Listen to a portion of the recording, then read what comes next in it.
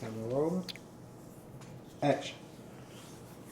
My name is Rashaad Muhammad, aka Politically Oppressed, PO, and I'm rebuilding my life after something that should have never happened. I was falsely arrested by Atlanta PD on August 11th of 2025, and during my arrest, I told the officers that I had a medical condition and I needed my medicine. They told my medicine away and basically told me it was nothing they can do about it. I, um, I was taken to Fulton County Jail, where for the next 11 days, I was refused my medicine. I was told it was coming. I even signed a paper saying it was coming, and I never got it. The sheriff is trying to spin a narrative that I was only in Fulton County Jail for 11 days, which is true. I eventually got so sick that I had to get a stretcher call and go to Grady Hospital. But what they're not saying is that for those next 7 months, 6 to 7 months, I spent in there, I was in custody, handcuffed to a bed, leg to leg, leg to bed, until my amputations, of course. But they don't understand the mental strife that caused on me. They don't understand the trauma and the suffering and the pain that caused on me, because at Grady Detention, you can't use the phone. Not like at jail. When you have all day to use the phone as long as you have money on it. You can't get visits. You can't have the remote. No extra juice, no extra snacks. They have all these different types of rules because they say if your family knows or you had a security breach. I was booked under an alias. And this went on for months. So you talking about I'm going under life-changing surgeries, life-altering, body-altering surgeries that changed my life. And I I was deeply, deeply affected by these surgeries and traumatized, really. I, I'm not okay. I'm not the same person I was when I walked in there. Of course, it's obvious that I've been mutilated, damn near, and cut into pieces. And the worst part of it all is that my charges were dismissed. Now, some might think that my charges were dismissed because of my injuries or because they have some type of compassion. No, that's what I was told the whole time I was in graded detention. I was going to get a compassionate release, and that's all I was waiting on. I wasn't able to speak to my lawyers. I wasn't able to speak to my family. All I had was the sheriffs that sat on me from 7 a.m. to 7 p.m. every day. I had to eat, sleep, and shit with a sheriff sitting right next to me. That within itself is traumatizing. That within itself is captivity. That within itself is inhumane. And for them to spin this narrative as if, oh, I was under hospital care for the 188 days that I was incarcerated. No, I was in captivity for those days. I was cut off from the world for those days. I was lost in the system for those days. I was denied due process for those days. Every day was a battle. Every minute felt like hours. I would look up at the clock sometimes and it seemed like 4 or 5 hours passed and really just 2 or 3 minutes passed. They wouldn't allow me to get books. They wouldn't allow me to receive the final call at some point. My first final call I got, they threw it away. Said it's contraband, I can't have it, but brothers at the jail get the final call. I had to fight tooth and nail to get that. I was brought a Quran by the grace of Allah from brother Imam Furqan, who I appreciate, who came to see me a lot. I want to thank Brother Wendell, who brought me 6 final calls at one time. He brought me my message to the black man. He brought me a Holy Quran. These are the things that kept me sane, because if it wasn't for Allah keeping me and saving my mind, I would have lost my mind for sure. They were putting me on psych meds in there, depression meds like Cymbalta and Lyrica, because I lived in the bed for months. Never got out the bed. I was medically cleared since November. So since November, I didn't have to be in the hospital. They just didn't have placement for me anywhere. So here we are where Fulton County was refusing to let me go, but refused to accept me at the jail. So imagine the position I'm in now. Can't go to jail. They saying they refuse me, but they also won't release me from custody. So for months, I was just sleeping and living in the bed with the sheriff next to me in custody, wishing upon a star. I had no clue what was happening with me. Again, I could not talk to my family. I couldn't write them letters. They had no clue what was going on. Nobody was in communication with them, trying to figure this thing out. The only time we got answers is when Brother Wendell would come see me and then report back to my family what he could.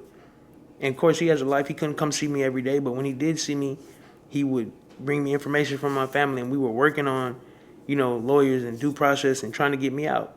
So I want to make that clear. I was not released based on my medical condition. I still had to get a bond and bond out and go to court. Where when I went to court, they said that they didn't have enough evidence and that based upon what they went through in the discovery, that it was self-defense. I have the right to defend myself, my property, and others. And that is what I did. I should have never been in jail in the first place. I should have never been placed in handcuffs. I should have been treated as a victim. But I was treated as a suspect because I invoked my Fifth Amendment right, which is, again, is a violation.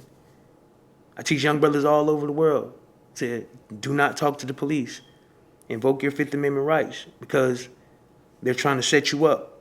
They're trying to build a case against you when they have no information. Most times we want to talk to the police out of fear or whatever, thinking it's in our best interest, and we're just building a case against ourselves. No. Stay silent. Get representation. Get a lawyer before you deal with this system. Unfortunately, that's what I was, studying for this last recent parts of my life to do. And I don't regret it because if it happened again, I'm still not going to talk to the police.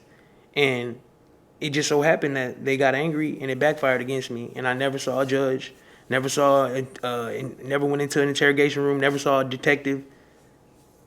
I went from Fulton County Jail, I got sick, missed my preliminary hearing, and I got lost in the system. And from there I went through horrible things, horrible, unimaginable pain. And I had no one there who knew me or loved me enough to, say, this is wrong. This has to stop. We need to go get this man due process. We need to go get him a lawyer. They watched me suffer for 7 months. There's sheriffs out there who can attest to what I went through. They know who I am. Will they blow the whistle? Will they speak up? I don't know. Will they be subpoenaed to court? I don't know. How much power does Fulton County have? We will see. But I was done wrong. And now we're at the point where my life has changed forever. My life would never be the same. I have to get prosthetics. I've been in the process of getting fit for prosthetics, but at my second prosthetics appointment, they told me to have cosmetic prosthetics and prosthetics that will help me, adaptive prosthetics for my fingers. But my insurance doesn't cover those. And they're $15,000 each per finger. I have 10 fingers that are mutilated. You do the math. I don't have access to these kind of funds. My insurance won't cover it. My house, where I live now, is not wheelchair accessible. I have to crawl on the floor up 2 steps to get in my house. I use a little scooter board to scoot to my couch to get on the back of my wheelchair to get in the house. The door's too tight. I scrape the doors to get in. It's just not accessible. I can't even go up the steps or down the steps. That's just how my house is built, where I'm living at right now. I need all these things to make my life easier, this new life that I have. And Fulton County, these companies, these agencies, Atlanta PD, you all are responsible. And I would hope that you all would take accountability in my situation because the case was dismissed. I'm not guilty. I might be guilty in the court of opinion, but what does it say on paper? No prosecution. I never saw a judge in my case. From my first appearance, where they told me I was a threat to society and gave me no bond, let's start right there. I have no criminal record. I have traffic and possession charges. Nothing violent. No major felonies. I don't have a history of violence. Why was I denied bond? And my medical condition. I told them my medical condition from intake. The judge saw me walking with a cane. I told the public defender that announced me that I had these medical conditions and I needed my medicine. But no, I'm a threat to society. How am I a threat to society? Explain it. If you're going to slander my name like that, if you're going to put something like that on me in the court of law, I think you should be able to back it up with facts and not opinion. Was it because I'm a young black man that I'm a threat to society? Was it because I was in a case with a firearm that I'm a threat to society? You can look at the body cam footage. Firearm is mine. I have the right to carry. I have the right to defend myself. Other people won't understand that, but they're not in my situation. I came in this situation disabled. The first law of the universe is self-preservation, and I'm always going to protect myself no matter what. I have a daughter that I have to protect. That's my mindset when I'm moving to and fro. But to try to victim blame and somehow make this my fault when all I did was invoke my Fifth Amendment right is wrong. And somebody has to answer for this. There's somebody responsible for not giving me my antibiotics. Let's start there, Fulton County. If I would just been given my antibiotics, none of this would have happened. It's just that simple, whether I'm in custody or not. Being in custody is not the problem. It's the care while I was in custody. From the moment you all said I'm going to jail and you knew my medical condition, you're taking responsibility for me. You're still a human, whether you're in custody or not. You still have rights, whether you're in custody or not. And I was denied these rights. And I shouldn't have been in custody. But for the sake of argument, let's say I did do something that is considered illegal. Let's say I was going to trial and fighting this, with due process. They mutilated me because I was denied my medicine that I told them I needed. I woke up with blisters and black fingers and black legs, the skin falling off my legs. Some of you all seen the pictures? And I'm going to keep blasting these pictures. I'm going to keep telling my story. But you have to understand, it's not easy. It's not easy for me to present myself to the world like this. It's the hardest thing I ever had to do. I'm a father. I'm an active father. My daughter seeing me in this condition is the hardest thing I have to explain to her. But one thing about it, I have great faith in God. God is who got me here, and God is going to get me through this. And I take full and complete responsibility for my life and my actions. I'm not bitter. I'm not blaming anyone. I'm thankful to God for putting me through that fire of affliction, that furnace of affliction, and chastising me and teaching me who I am. And I'm a soldier. And I do what soldiers do. And I just want the world to understand that I'm mentally affected by this. This has been a great, great trial on my mental health. And I've been strong for so many years. I've been going through things since a child. Trauma, pain, addiction, you name it, I've dealt with it. I want to be a beacon of light for everyone. I want to be proof that you can pull through any situation because I've been through it all. Lost my best friend to murder. Lost my mother a month later. These are some of the trials that are the determining factors behind how I'm moving and how I'm thinking. I'm not perfect. Never portrayed to be perfect. Never wanted a perfect image. Because I know we are all in America and we are in the hells of North America. It's hell being a black man in America. And I'm proof of that. I am a living testament of the hell that America will put you through. I didn't want to be in this position. I didn't choose to be in this position. Allah put me in this position. And moving forward, I have so many things that I have to get done. So much mental health treatment that I got to go through. So many just reliving these moments through the court process and interviews. And I want to be able to heal from this properly.